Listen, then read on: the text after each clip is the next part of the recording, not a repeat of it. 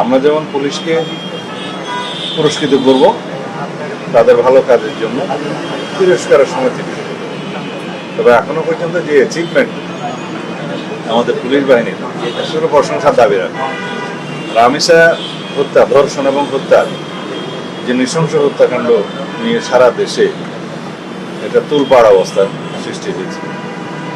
জনপ্রত্যাশা অনুযায়ী আমরা অত্যন্ত সংক্ষিপ্ত সময়ের মধ্যে দ্রুততার সাথে ডিএনএ টেস্ট করে পোস্টমর্টম রিপোর্ট এবং চার্জশিট কোর্টে দাখিল করে আমরা খুব সংক্ষিপ্ত সময়ের মধ্যে এই বিচার কার্য পরিচালনায় সহযোগিতা করেছি। বিচার করেছে আদালত। আদালত এই ঈদের ছুটির মধ্যে তাদের ছুটি বাতিল করে বা জুডিশিয়াল যেটা লিভ আছে সেটা বাতিল করে আদালতের কার্যক্রম পরিচালনা করেছে। তারা একটা রাষ্ট্রীয় এবং সামাজিক দায়বদ্ধতা থেকে সেটা করেছে। তবে যাতে অবিচার না হয় সেজন্য রাষ্ট্রপক্ষ থেকে আইনজীবী, আসামি পক্ষের আইনজীবী হিসেবে নিয়োগ করা হয়েছে। সাক্ষী প্রদান করা হয়েছে, চিকিৎসক সাক্ষী দিয়েছেন, পুলিশ সাক্ষী দিয়েছে। এখানে যেহেতু আসামি 2 জন, যেহেতু 164 স্বীকারোক্তিমূলক জবানবন্দি রেকর্ড করা হয়েছে, ডিএনএ টেস্ট এবং পোস্টমর্টম রিপোর্ট হয়েছে, সবকিছু মিলিয়ে এই মামলাটা খুব বেশি কঠিন কিছু ছিল না প্রমাণ করা।